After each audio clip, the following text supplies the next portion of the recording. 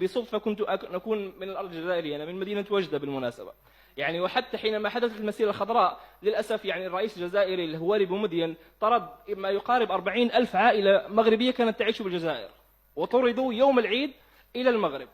فهذا كانت ردة فعل على تحرير الصحراء. لكن سؤالي الحين كشخص يعني وطني تيار إسلامي، يعني كشخص مهما كان في أي أمة في أي قطر من أقطار الأمة العربية الإسلامية، هل يريد أو هل يطمح الشخص أو يدعو إلى تقسيم دولة من دولنا الإسلامية والعربية؟ كفانا تقسيم. أنا حتى حينما فتحت كتابك يعني في الصفحة التي بعد موضوع الصحراء مباشرة موضوع ليبيا والتحذير من التقسيم.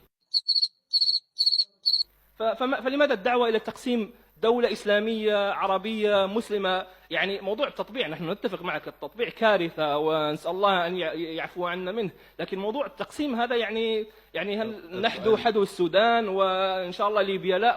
عندك قيمة كبيرة، أعطاك محاضرة تبارك الله يعني، وليس سؤال يعني.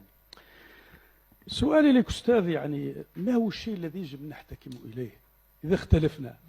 الآن قرأت ممكن مذكرات بولتون اللي اصدرها السنة الماضية وقال أنا جيت للمغرب وأنا شفت الآن في القاعة هذا الرقم 4 في البرلمان المغربي، القاعة رقم 4 في الخارطة المغربية، تندوف، تلمسان، بشار، جزء من السيادة المغربية موجودة الآن. إلى من نحتكم؟ لازم نتفقوا ونقولوا شيء نحتكموا إليه يعني، وإلا تصبح فوضى. صدام حسين عندما قال الكويت تابعة ليا، لازم نحتكم إلى شيء معين. ما تقدرش تقول ولا تقارن القضية الفلسطينية بالقضية الصحراوية، أمر مختلف بتاتا يعني.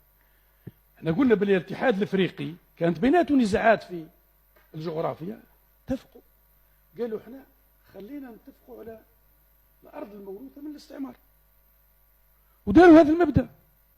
إذا حبينا نتكلموا على التاريخ لا يوجد ولا وثيقة واحدة تقر بأن الصحراء الغربية هي أراضي مغربية.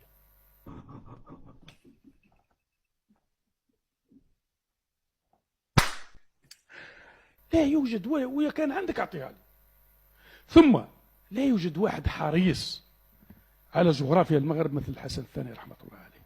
هل يوجد واحد عاقل يدير اتفاقية موقع في سنة 75 بينه وبين موريتانيا ويقسم الأرض بينه وبين موريتانيا، ثم أنه يطرح عن طريق الملك عبد الله سنة 98 و 99 على الجزائر أنها تأخذ لها منفذ بحري ب 200 كيلومتر ويأخذ هو البقية، والجزائر رفضت قالت أنا ما عندي حتى أطماع وأنا عضو في الحكومة. يعني كيف واحد يعني يجي يعرض على أرضه أنا بيتي وعرضي وزوجتي وأولادي وبيتي نجي نقسمه أنا واحد ونقول هذه الجغرافيا نتاعي؟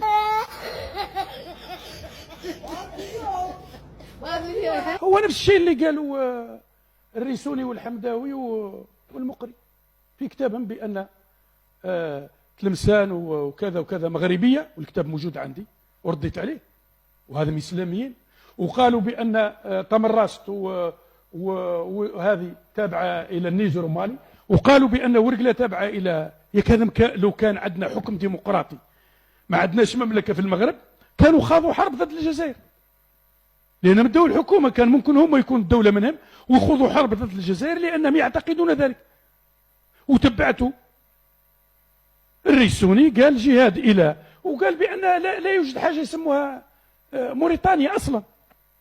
أما إذا تكلم بالتاريخ المغرب كان تابع للدولة الموريتانية. إذا تكلم على التاريخ المرابطين كانوا في المغرب، كانوا في موريتانيا، دولة المرابطين كانوا في موريتانيا. إذا تكلمنا على التاريخ راني قلت لك الدولة الأموية راها تابعة لبشار الأسد، مال المغرب تابعة لبشار الأسد.